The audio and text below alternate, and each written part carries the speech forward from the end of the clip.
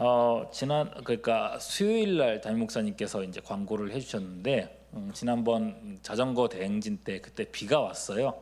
그 이제 우중에 자전거를 이제 타게 되었는데 빗길에 미끄러지면서 손을 땅에 딱 짚으면서 이제 떨어져가지고 골절이 되었습니다.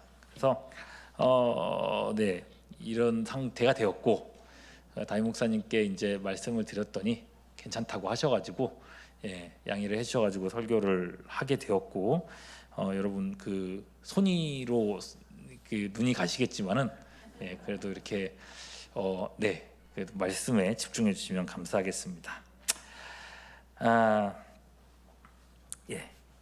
오늘 이제 제가 다니엘의 기도에 대해서 계속 얘기하고 있는데 세 번째 시간이고요.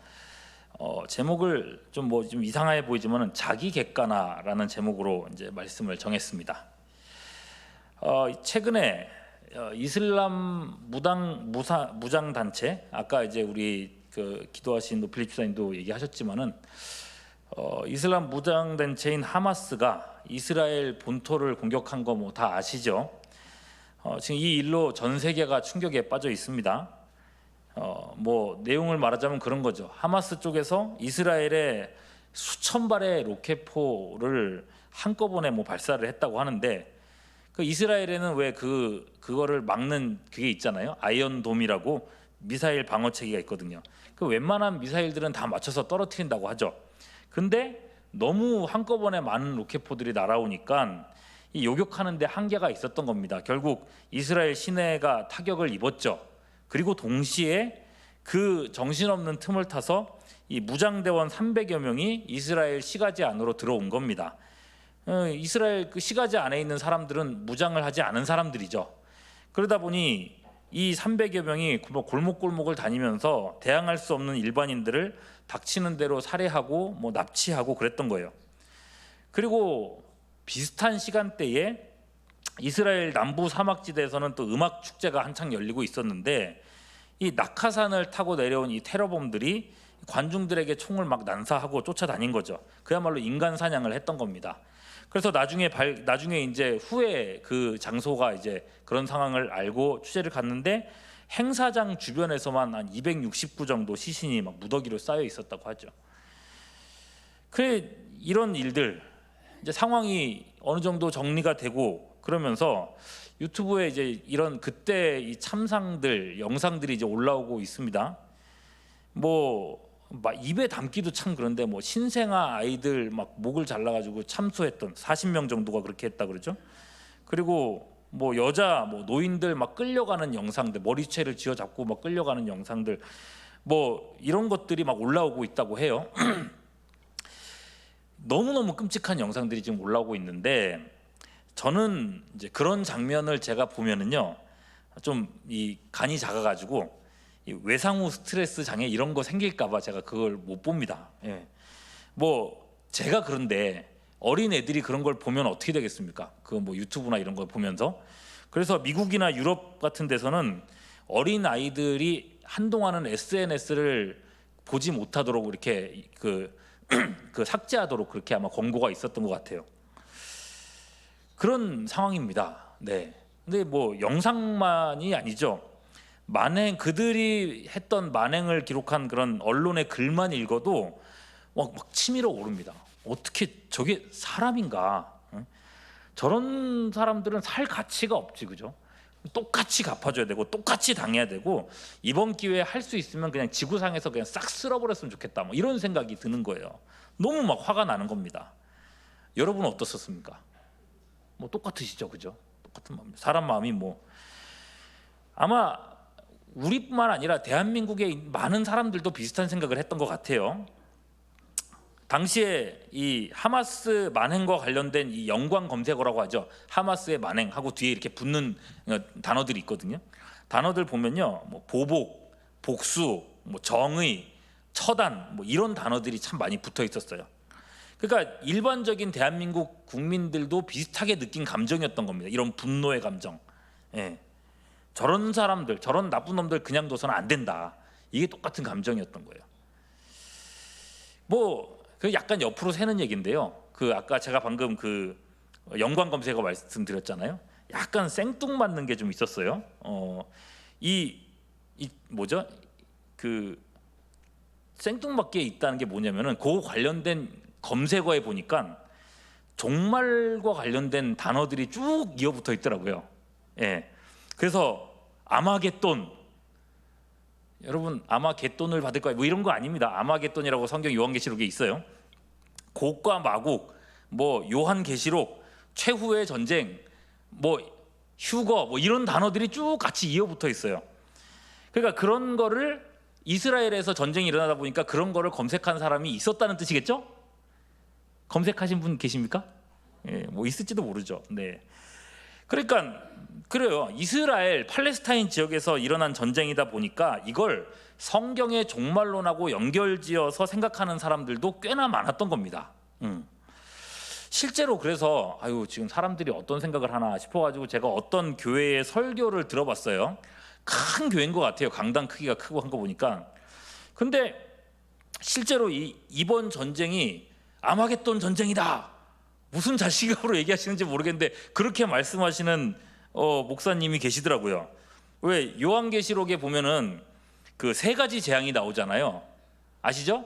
첫 번째는 인재앙, 두루마리를 왜 인이 이렇게 그 도장이 돼 있는데 열지 못하도록 그걸 뗄 때마다 막 재앙이 있잖아요. 7가지 재앙이. 그리고 두 번째 재앙은 뭐예요?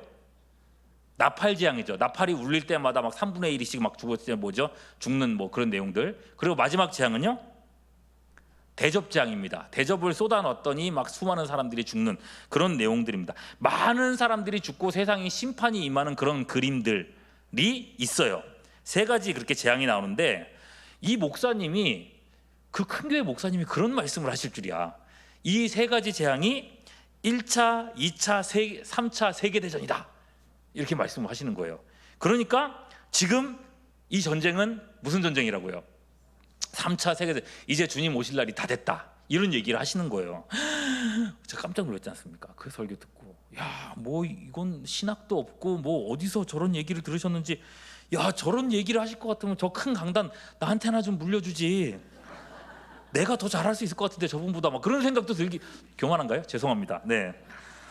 얼마나 많은 사람들을 또 이렇게 미혹에 빠뜨리려고 저런 말씀을 하시나, 그런 좀 안타까운 마음이 들더라고요.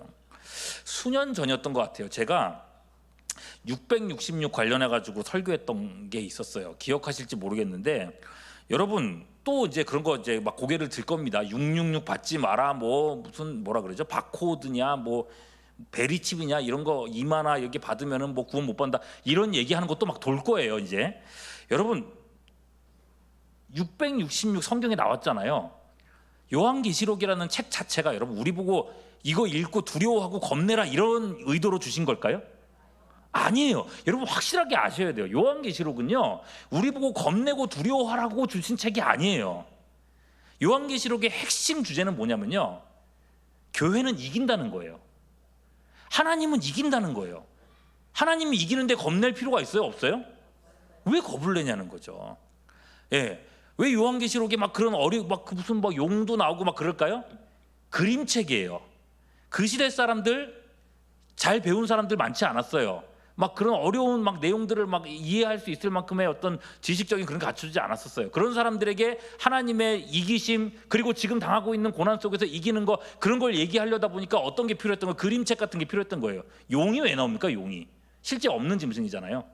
이런 그림들을 통해서 하나님이 이기신다는 그림을 보여주려고 했던 거거든요. 그런데 그걸 가지고 막 자꾸 문자적으로 해석을 하면서 이게 막 핵전쟁이니 이렇게 나가는 게 아니라는 겁니다. 여러분 이거 확실하게 하십시오. 666도 마찬가지입니다. 666 보면은 사람의 수요, 짐승의 수라고 했어요. 여러분 왜 사람의 수요, 짐승의 수입니까? 하나님이 사람과 짐승을 며칠째 창조하셨어요? 6일째 창조하셨어요.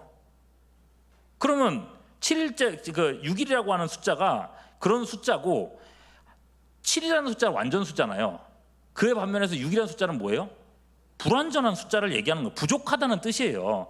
그 부족한 숫자가 3개가 뭐였어요? 666. 뭡니까?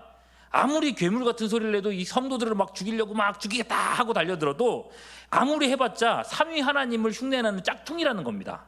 예. 그래서 666은요, 마귀, 대적 마귀를 조롱하는 숫자예요. 에이 666밖에 안 되는 놈들, 이런 거예요. 666 받으면 죽어, 지옥 가, 이런 거 여러분 속지 마시길 바랍니다. 최 목사님 뭣도 모르고 저런다 그러지 마시고요. 아마겟돈 마찬가지입니다.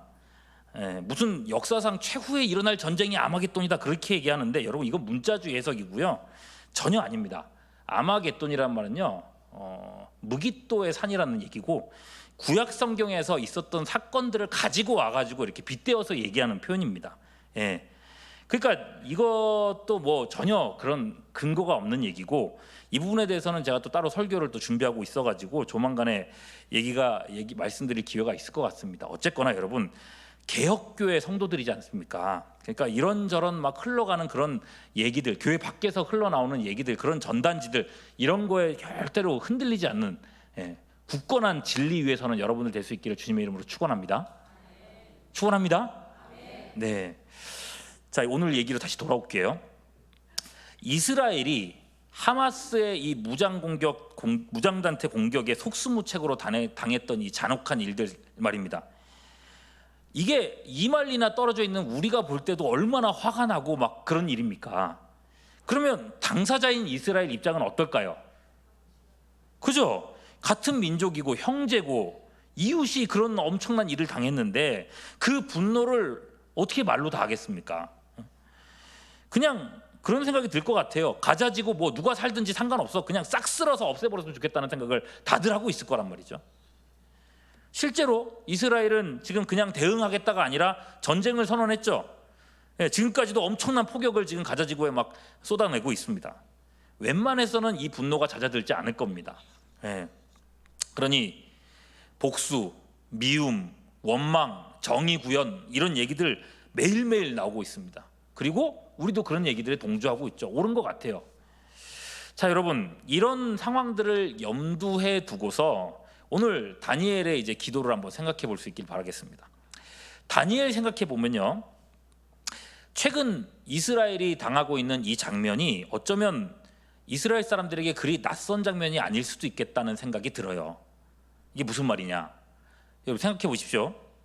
다니엘의 나이 약 15살 때, 15세 때 이스라엘, 당시 이제 유다라는 나라가 멸망했죠. 예루살렘 성이 바벨론에 함락됐습니다. 여러분, 무장한 테러범 300명이 동네를 다니면서 총을 쏘고 다니는 것만 해도 얼마나 공포스러운 일입니까? 그런데 다니엘기 당시 수십만이나 되는 군인들이 물밀듯이 성 안에 막 몰려 들어온 겁니다. 그리고 성 안을 완전히 둘러싸서 도망갈 곳도 어디에도 없고요. 골목마다 무자비한 학살이 벌어지고 남녀노소 할 것 없이 끔찍한 일들을 당하지만 어디에도 도울 손길은 없습니다. 여러분, 어린 다니엘, 15살짜리 다니엘이 그 현장 한복판에 있었다고 생각해 보세요.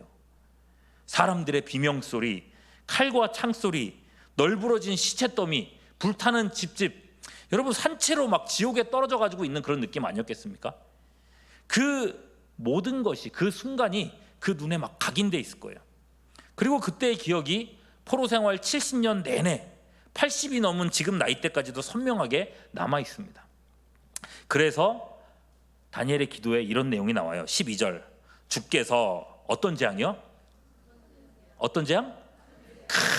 큰 재앙을 우리에게 내리사 우리와 및 우리를 재판하던 재판관을 쳐서 하신 말씀을 이루셨사오니 온 천하에 예루살렘에서 일어난 일 같은 것이 없나이다, 이렇게 얘기했어요. 다니엘의 기억 속에 그날의 참상은요, 그야말로 큰 재앙이었습니다. 바벨론이 다른 나라들도 많이 정복했지만은 그 어떤 나라도 이스라엘만큼이나 처절하게 당하지는 않았어요. 여러분, 청소년이었던 다니엘의 심령에, 그 여렸던 마음에 여러분 무엇이 남아 있을까요? 그가 기도한다면은 어떤 내용들이 막 녹아서 나올 것 같습니까? 분노, 복수, 미움, 정의, 심판. 하나님, 저들을 심판해 주십시오.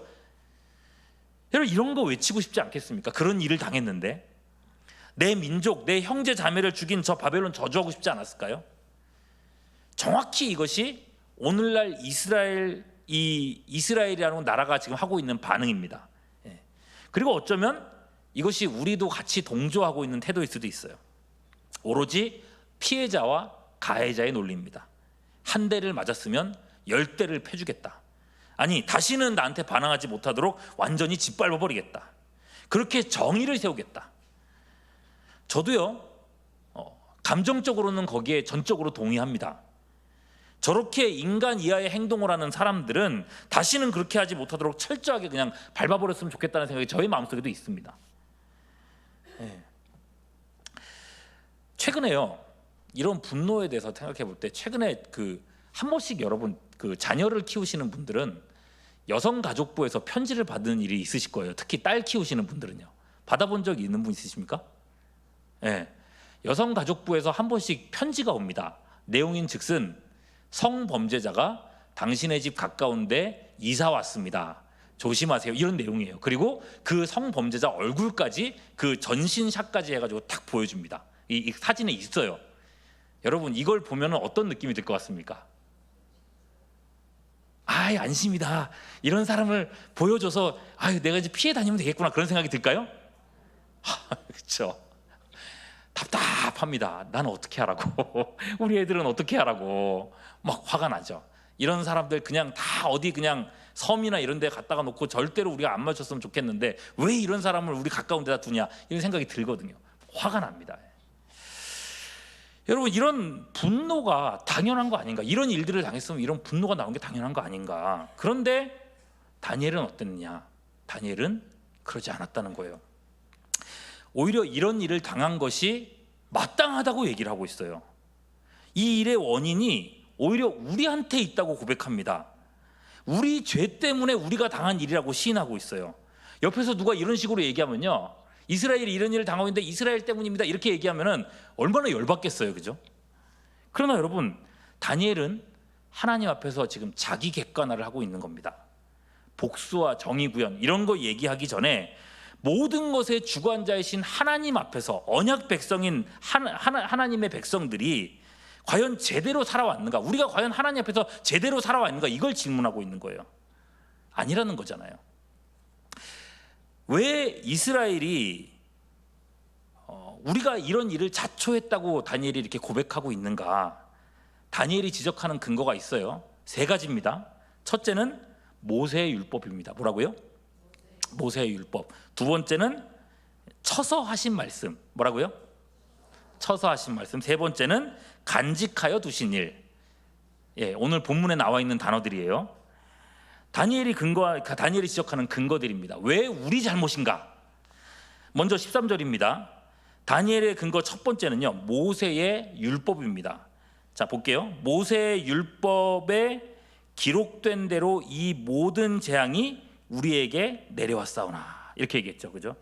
이스라엘 백성들에게요, 모세의 율법은 모든 것의 기준입니다. 신명기 28장에서 하나님께서는 순종의 복과 불순종의 저주를 명백하게 말씀하셨습니다. 말씀대로 살면 듣도 보도 못한 복을 받게 될 것이고, 말씀에 불순종하면 듣도 보도 못한 저주를 받으리라고 하나님이 말씀하셨어요. 특히나 불순종의 저주가 어떤 건지 말씀하시는데 15절, 신명기 28장 15절에 보면 이렇게 얘기합니다. 같이 한번 읽어볼까요? 시작.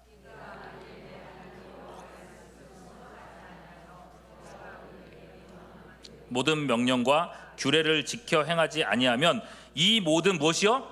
저주가 내게 임하여 내게 이를 것이니. 그러면서 수많은 저주들이 쫙 얘기되거든요. 그 저주 중에 49절부터 53절에 보면 이런 얘기가 나옵니다. 49절부터요. 곧 여호와께서 멀리 땅 끝에서 한 민족을 독수리가 날아온 것 같이 너를 치러 오게 하시리니, 이는 내가 그 언어를 알지 못하는 민족이요 그 용모가 흉악한 민족이라. 그들이 어떻게 한다고요?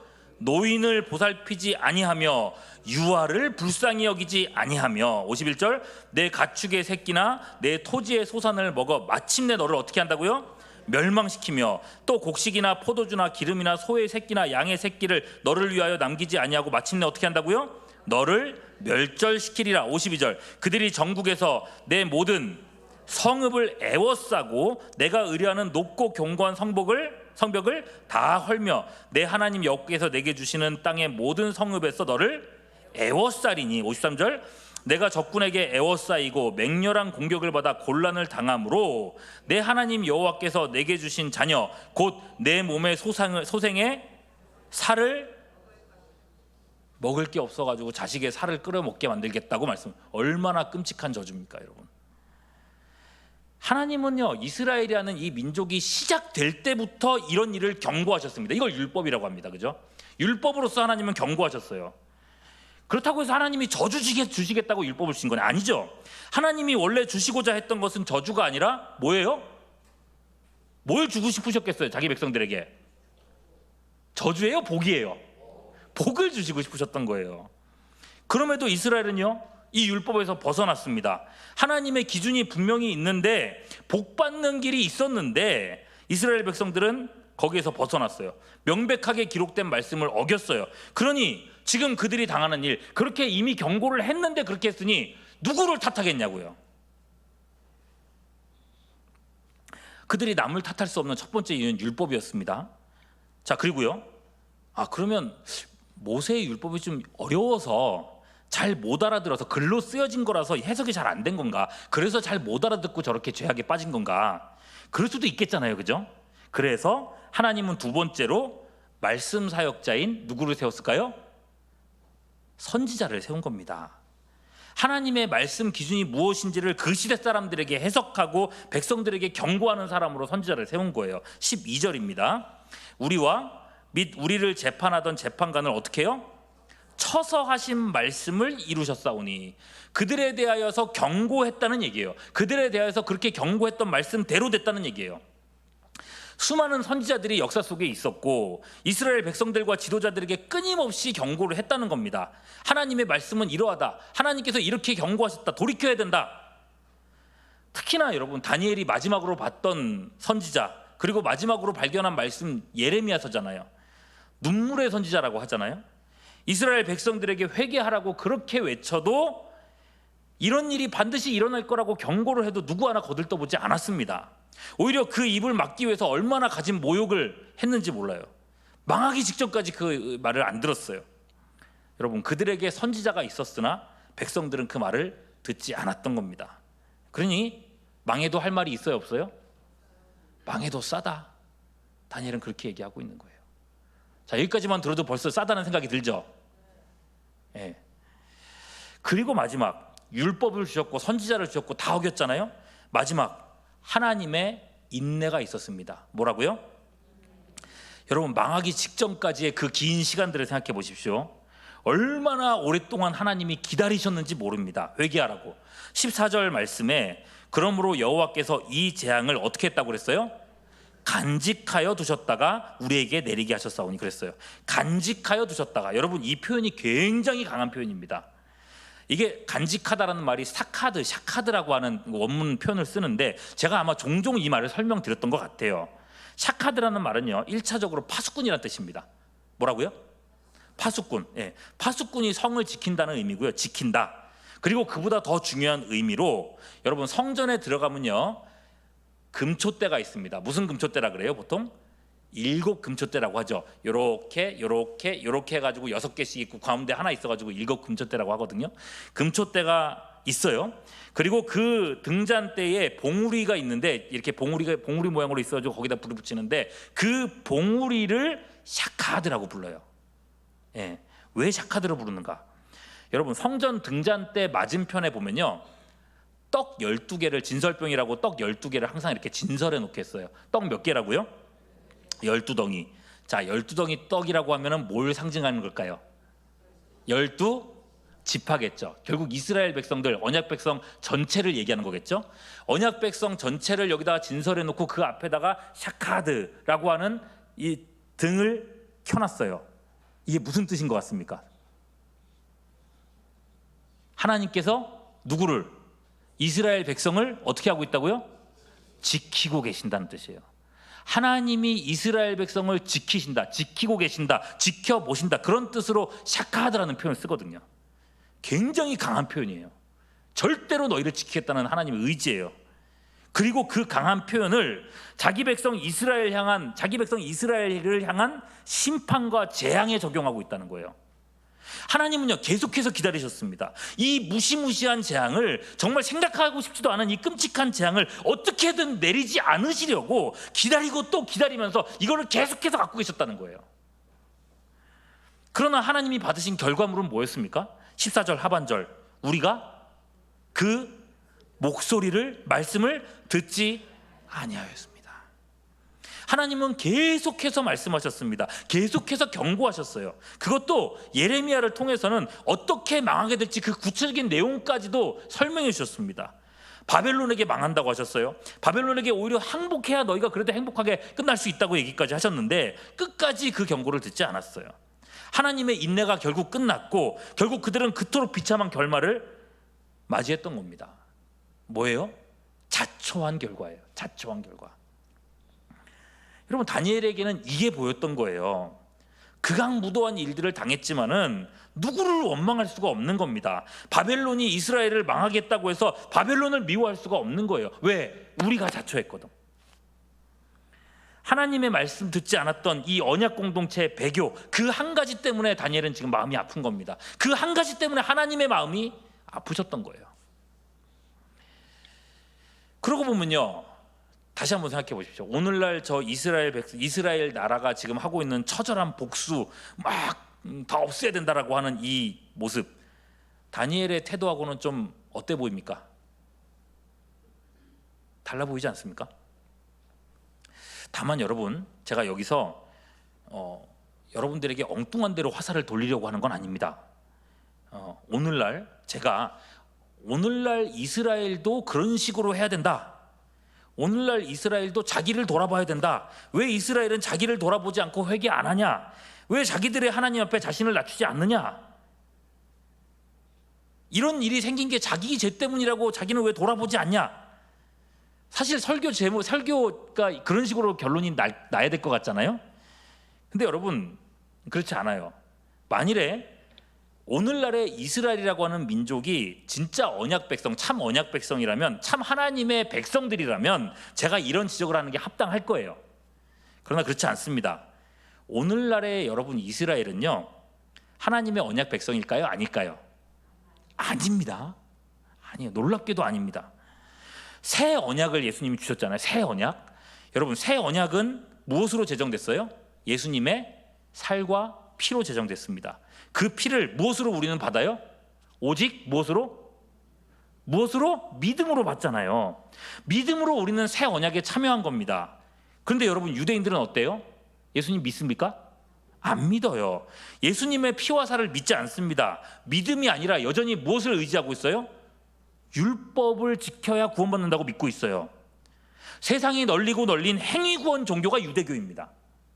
유대인들이고요. 그러니까 지금의 유대인들은요, 언약 안에 있는 사람이에요? 언약 밖에 있는 사람들이에요?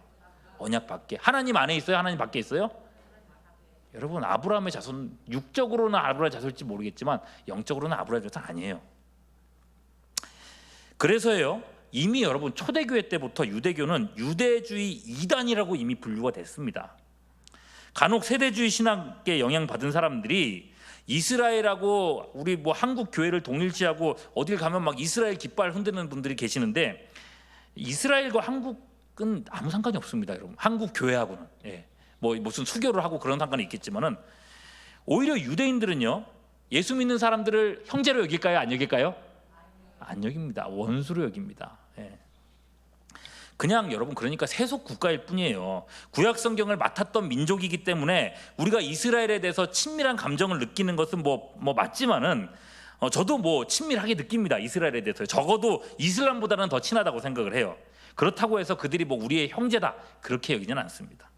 그런 의미에서 오늘 이 본문, 이 구절들이 기대하는 바는요, 왜 이런 상황이 되도록 이스라엘 민족아 너희는 회개하지 않느냐, 이런 게 아니에요. 참 언약의 백성은 누굽니까? 예수님 안에서 새 언약을 가진 누구예요? 우리들이라는 거예요. 우리에게 주시는 말씀이라는 거예요. 이런 거죠.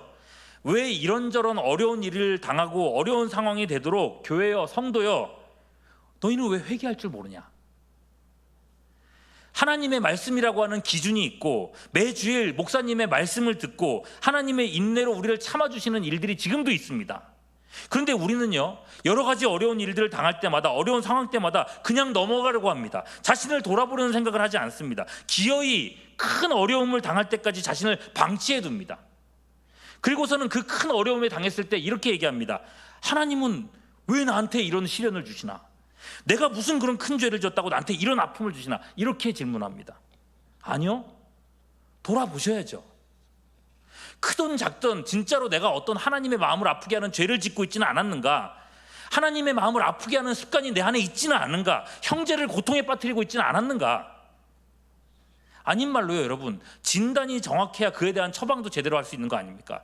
암이 발병했는데 그래서 몸이 아픈 건데 그냥 진통제만 먹으면서 괜찮지 하고 있으면 결국 통제 못한 상황이 오는 겁니다. 오늘 말씀에서 다니엘은 정확하게 자기 객관을 하고 있어요.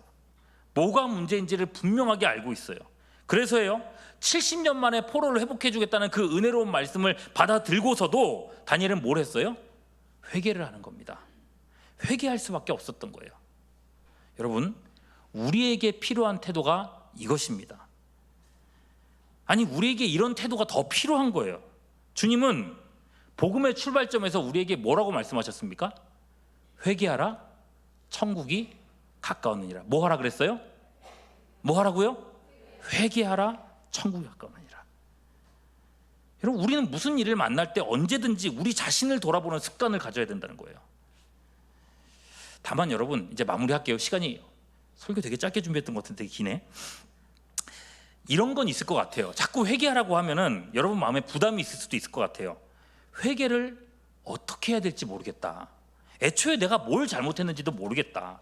나는 잘 살고 있는 것 같은데 다짜고짜 목사님 자꾸 회개하라 그러면 당혹스럽습니다. 이렇게 얘기하실 분들도 있을 것 같아요. 예. 그러면 어떻게 하면 좋을까요? 회개를 해야 되는 건 알겠는데 어떻게 해야 회개를 하는 건가? 여러분, 다니엘은 그 방법도 알려주고 있어요. 13절 후반절 말씀 보십시오.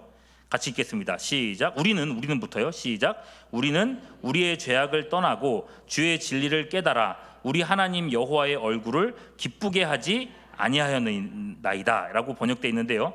근데 이 번역은 보면 무슨 말인지 못 알아듣습니다. 그래서 개역 한글판 예전 성경 갖고 있잖아요. 그 성경의 번역이 보면 훨씬 더 잘 돼 있는데 이렇게 돼 있어요. 개역 한글판이죠? 예, 제가 읽어드릴게요. 우리는 우리의 죄악을 떠나고 주의 진리를 어떻게 하도록요? 깨닫도록 우리 하나님 여호와의 은총을 어떻게 했다고요? 강구치 아니하였나이다. 이게 정확한 의미예요. 우리의 죄성이 워낙에 강력하고 우리가 워낙 죄에 대해서 둔감하기 때문에 우리 스스로는 죄를 깨닫지 못합니다. 그래서 뭘 해야 돼요? 여호와의 은총을 강구해야 된다는 거예요. 어떻게 되도록이요? 우리가 진리를 깨닫게 해주십시오. 그래서 우리가 죄악을 떠나게 해주십시오. 여러분, 깨달음이 은총이에요. 죄에서 떠나는 게 은총인 겁니다. 여러분들도 아이를 키울 때 그렇게 하시잖아요. 야, 모르면 알려달라고 해. 왜 알려달라는 말조차도 안 하고 혼자서 왜 앓고 있냐, 이렇게 답답해하는 때가 있지 않습니까? 하나님도 그러신 거예요. 다니엘에게 있어서는 모든 게 분명합니다. 하나님은 모든 일에 공의하시고 우리는 모든 일에 미련합니다. 그래서 하나님의 도움 없이는 우리는 우리 죄를 깨닫지도 못합니다. 여러분, 누구보다도 거룩하게 살았던 다니엘이 이토록이나 처절하게 회개를 하고 있습니다. 그리고 누구보다 하나님을 위해서 헌신하며 평생을 바쳤던 사도 바울이 자기 가슴을 치며 회개를 했습니다. 뭐라 그랬어요? 나는 죄인의 괴수라고요. 여러분, 이런 사람들이 이렇게 회개한다면 우리는 회개할 일이 많을 것 같습니까? 적을 것 같습니까? 얼마나 많겠어요. 하나님의 복을 스스로 걷어차면서 얼마나 많은 죄를 우리 생활 속에 쌓아가고 있겠냐고요. 하나님은 우리에게 복 주시기를 원한다고 했습니다. 그러니까 우리는 더욱 회개해야 된다는 거예요. 하나님은 우리 삶 속에서 회개를 기다리고 계신다는 거예요. 그러니까 여러분, 오늘 밤에도 하나님의 이 마음을 알고 여호와의 은총을 간구하는 시간 될 수 있기를 소망합니다. 그렇게 우리의 영과 육을 수렁에서 건져내는, 그리고 하나님의 복을 받고 증거하는 오늘 기도의 시간이 될 수 있기를 주님의 이름으로 축원합니다. 기도하겠습니다. 자기 두루마기를 빠는 자는 복이 있다 하셨는데 이 말세지 말에 회개가 있는 우리의 신앙과 삶이 되게 하여 주시옵소서. 오늘도 십자가 그늘 아래 서고자 합니다. 주님, 기도하면서 주의 진리를 깨닫게 하시옵고 깨닫는 대로 죄악에서 떠나게 하여 주시옵소서. 주님께 오늘도 더 가까이 나가기를 원하오며 우리 구주 예수 그리스도의 이름으로 기도하옵나이다. 아멘. 우리 시간 함께 찬양할 때에 우리들이 싸울 것은 함께 힘있게 찬송하시겠습니다.